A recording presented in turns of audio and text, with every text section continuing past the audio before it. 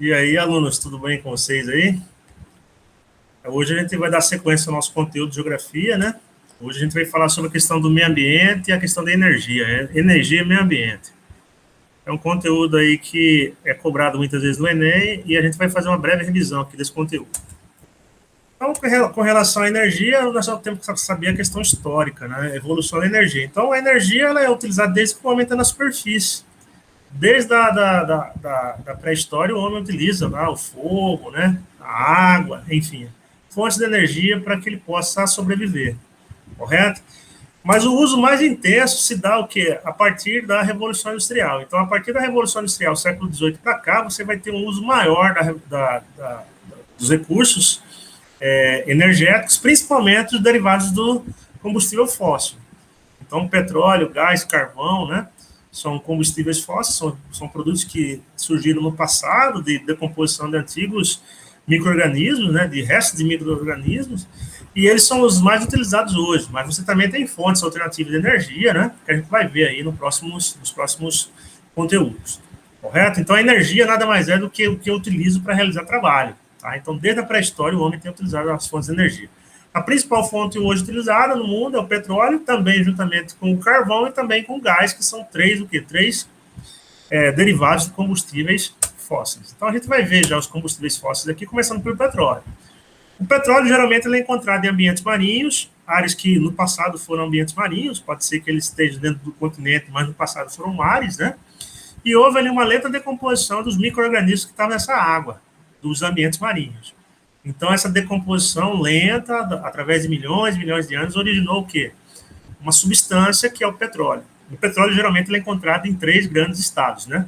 O petróleo propriamente dito, o óleo, né? O petróleo líquido, o petróleo gasoso, que é o gás natural, e o petróleo também sólido, que é o asfalto, né? O piche que nós encontramos no subsolo, lá onde você encontra jazido petrolífero. Aqui tem o quê? Um exemplo de como o petróleo como você obtém os derivados do petróleo. Só o petróleo, para você ter uma ideia, ele tem mais de 300 derivados. E o processo que você faz com que aquele óleo se torne o quê? Uma série de derivados, ele recebe o nome de destilação fracionada. Através do aquecimento, as temperaturas elevadas, você vai ter no quê? Os subprodutos do petróleo. Então, aqui tem uma lista, né? 350 graus você tem o asfalto, depois você tem óleos lubrificantes, óleo combustível, óleo diesel, querosene de avião, gasolina, produtos solventes, né, até o gás liquefeito do petróleo, que é o propano. Tá? Ok?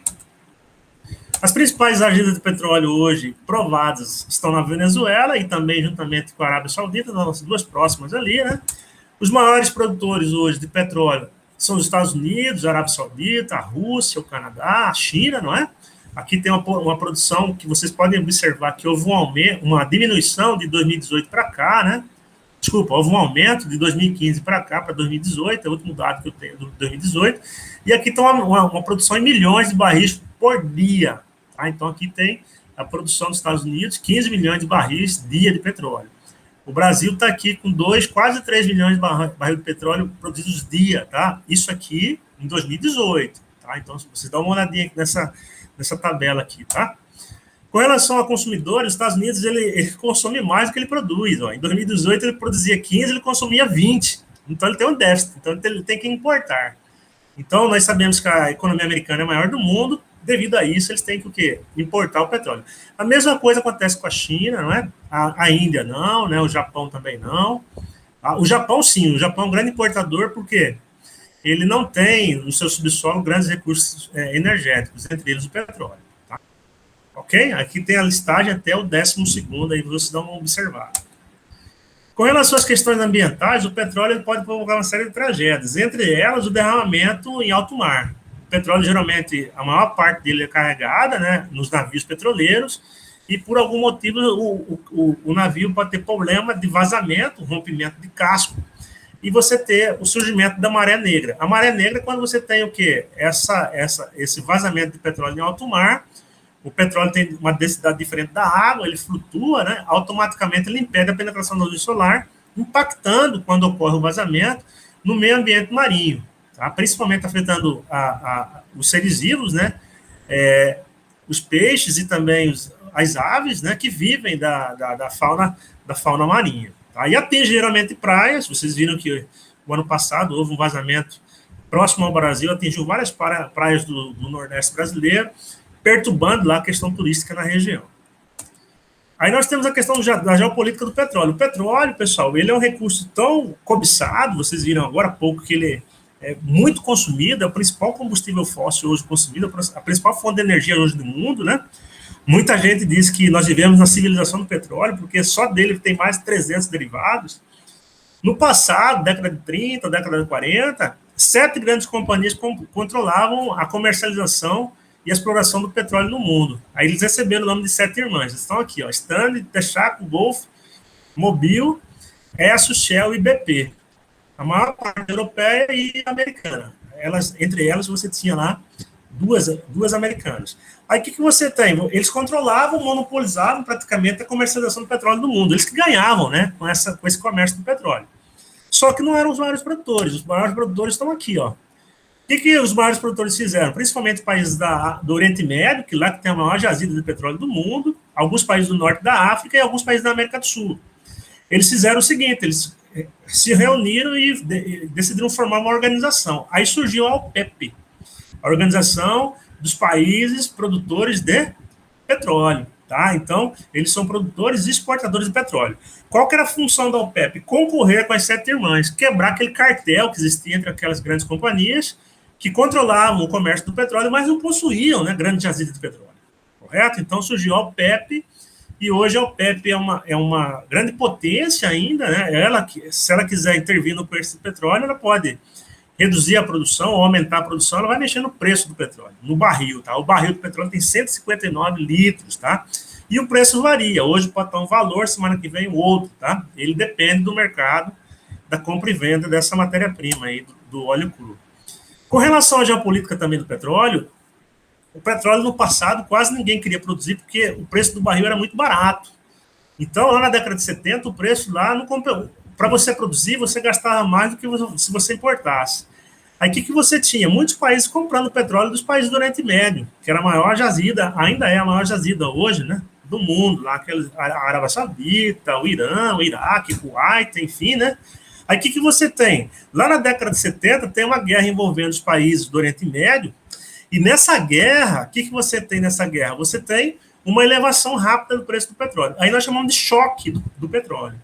Então, o choque do petróleo foi o quê? Foi os conflitos que ocorreram ao longo da história, né, principalmente da década de 70 para cá, que fez com que o preço do barril aumentasse. Então, em 73, ele subiu, ele praticamente mais que dobrou do preço, na guerra de Yom Kippur. Em 79, quando houve a guerra Irã-Iraque, ele também subiu de preço, né, 2 produtores, eles se envolveram num conflito que durou aí cerca de 8 anos, o preço do barril também chegou a mais de $30. Em 86, houve também lá algumas questões envolvendo lá, principalmente as crises econômicas aqui dos países da América Latina, principalmente a década perdida. Década de 90, a gente tem a invasão do Kuwait pelo Saddam Hussein, né, pelo exército iraquiano. O Kuwait é um grande produtor de petróleo, há uma elevação do preço. Aí nós temos na década de 90 já a crise asiática. Em 2003, nós temos a invasão do Iraque, né? Vocês se lembram que em 2001 os Estados Unidos sofreram o maior atentado terrorista do mundo, e em 2003 o Iraque é invadido pelos exércitos da coalizão, entre eles os Estados Unidos, e o preço sobe. Tá? Você tem qualquer tipo de evento aí, conflito, alguma crise econômica, o preço do barril pode variar rapidamente.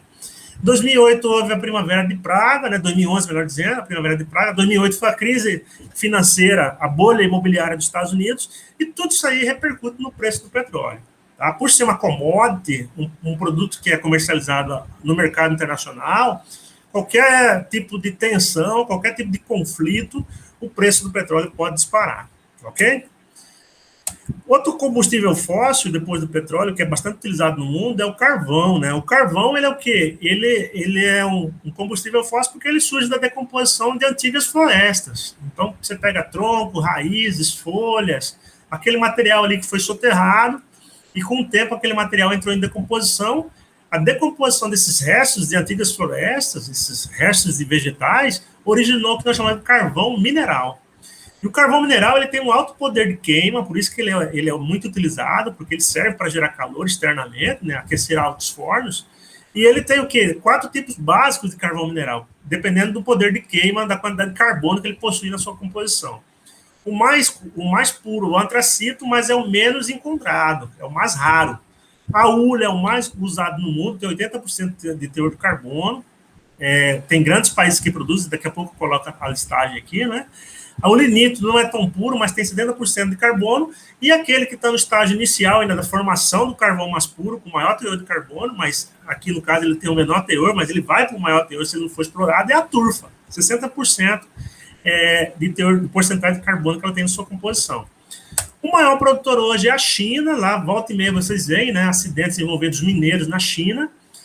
O carvão, ele é encontrado no subsolo, você tem que extraí-lo, né, você tem que formar lá uma série de minas, extrair o carvão, ele é uma rocha, né, uma pedra preta, que você vai encontrar, uma pedra escura dentro do solo. Aí você vai ter o quê? Os Estados Unidos e também a Índia. Então são os três maiores aí, produtores de carvão no mundo. O problema do carvão é que ele libera uma grande quantidade de poluentes na atmosfera, a mesma coisa que ocorre com o petróleo. Então, ambos são produtos que têm uma grande quantidade de carbono, liberam lá, entre outros gases, o CO2, né, o dióxido de carbono, o que contribui também para o aquecimento global.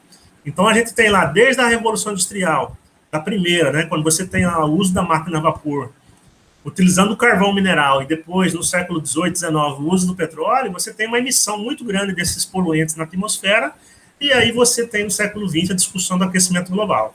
Aumentou-se a emissão de dióxido de carbono na atmosfera, a temperatura também se elevou, né? Então, essa elevação média de temperatura aí nos últimos 100 anos se deve também à emissão muito grande dos países, principalmente dos desenvolvidos e também dos emergentes, na emissão de CO2 na atmosfera. O gás é o petróleo, mas estado gasoso. Quando você perfura o poço, o primeiro que sai é o gás, é o petróleo em estado gasoso, né?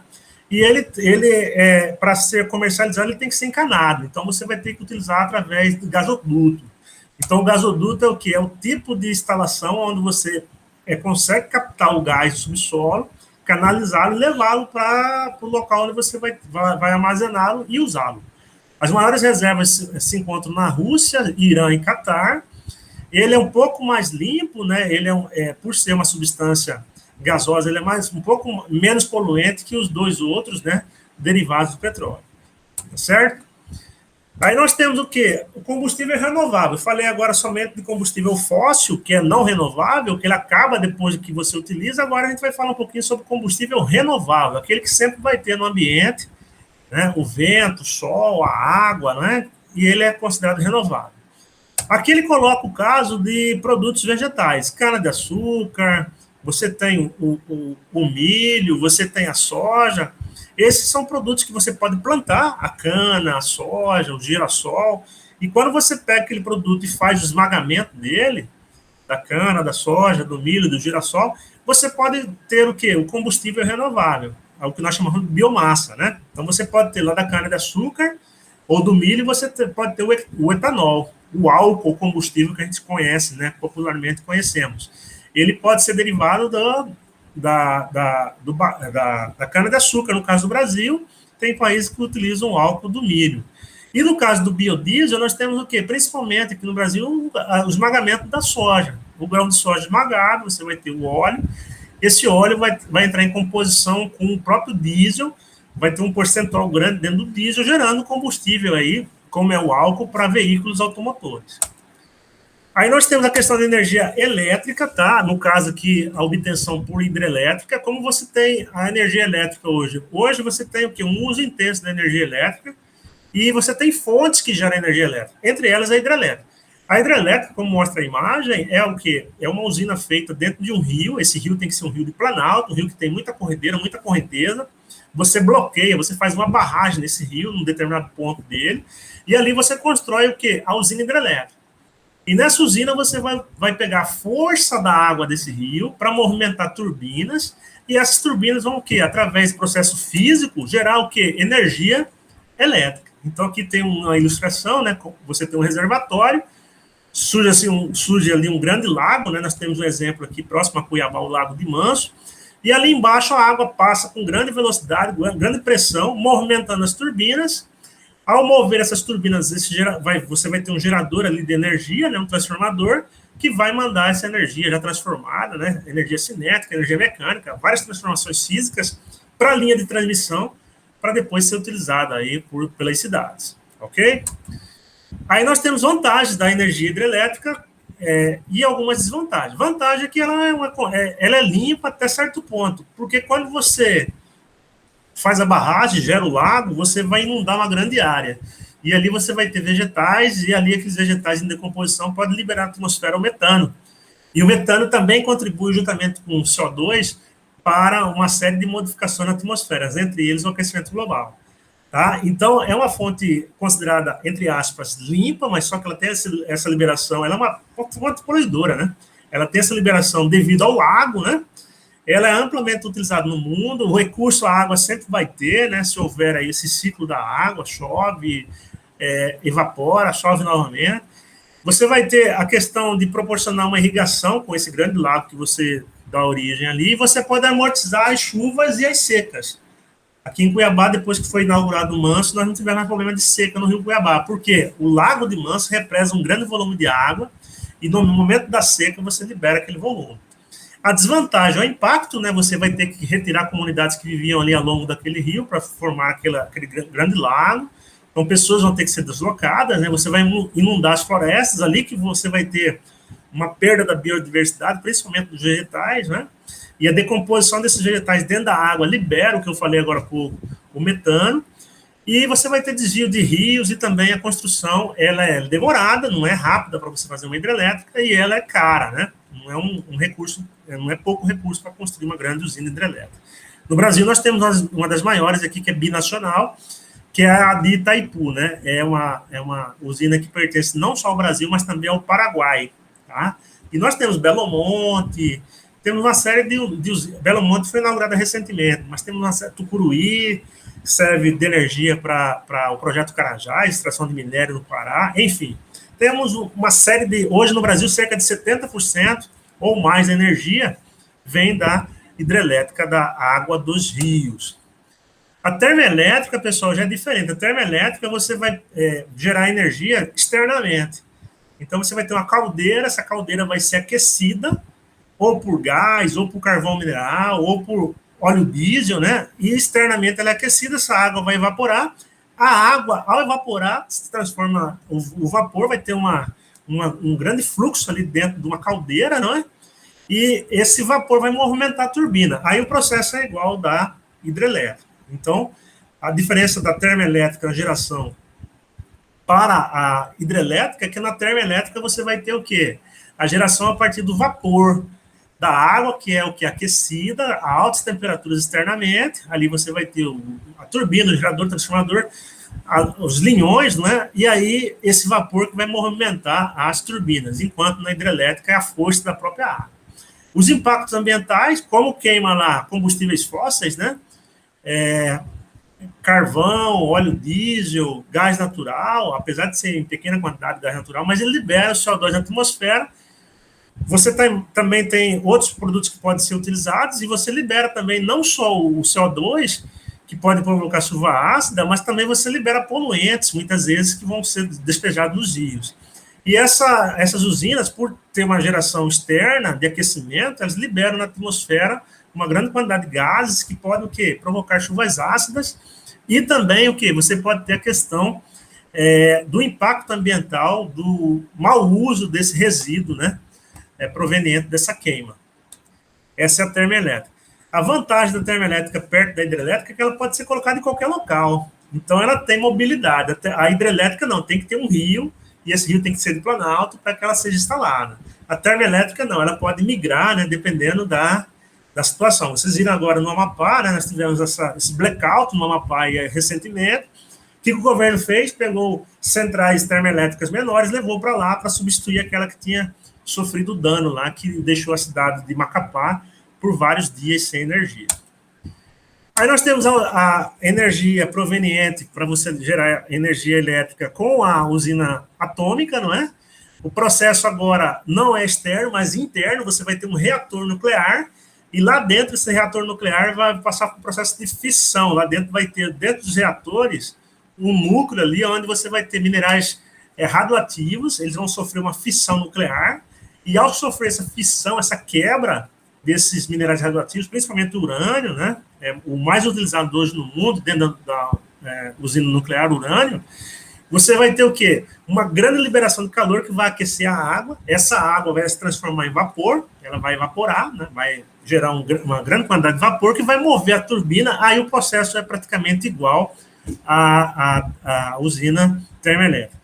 O problema da usina nuclear é que você vai ter o quê? Um grande aquecimento desse reator que sempre vai ter que ser resfriado. E aí, geralmente, a usina tem que estar próximo a um lago, ou ao rio, ao próprio mar, não é? Para que você tenha essa água para resfriar a usina toda vez que você for gerar eletricidade.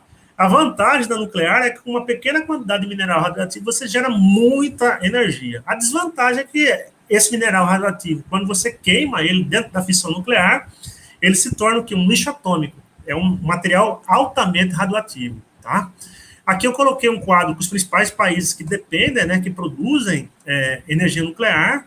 Tá? Aqui você tem a França, ela tem 75% da sua energia proveniente das usinas nucleares ou atômicas, ou termonucleares, não é? Os Estados Unidos, 20%, e o Japão, 27,5%. O Japão tem problemas seríssimos com Fukushima, né, recentemente, alguns anos atrás, porque houve o quê? Houve um terremoto dentro daquele país e afetou um dos reatores e, ao afetar, liberou radiação, a cidade teve que ser evacuada, automaticamente ela teve que ser ali, durante algum tempo, monitorada, porque a liberação de radiação é muito grande. Como houve lá em 86 em Chernobyl.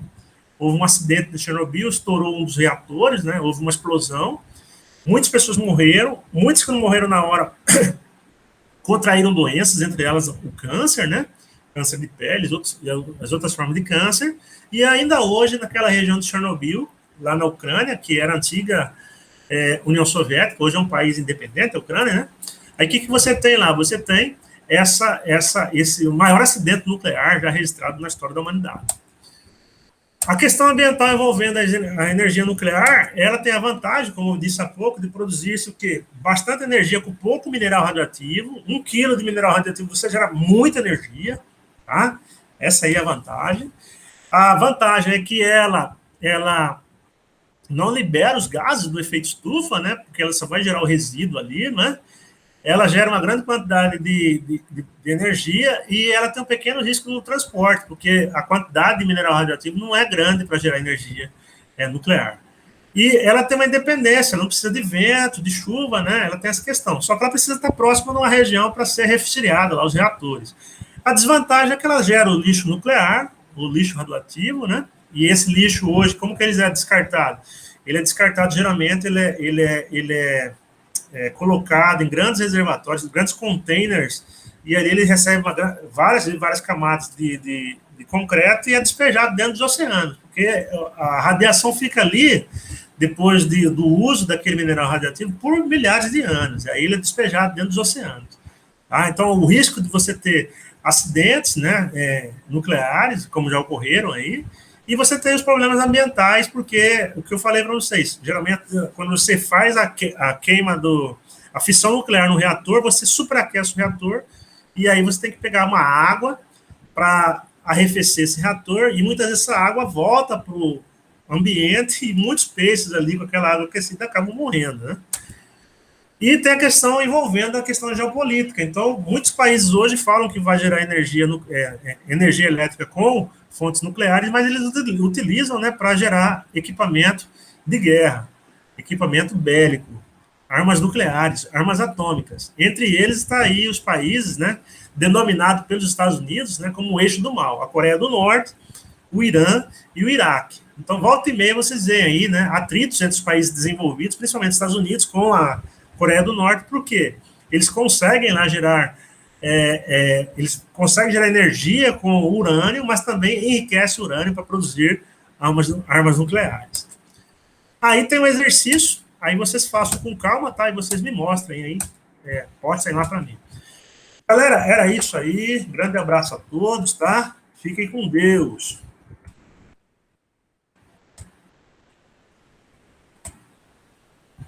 Tchau, tchau.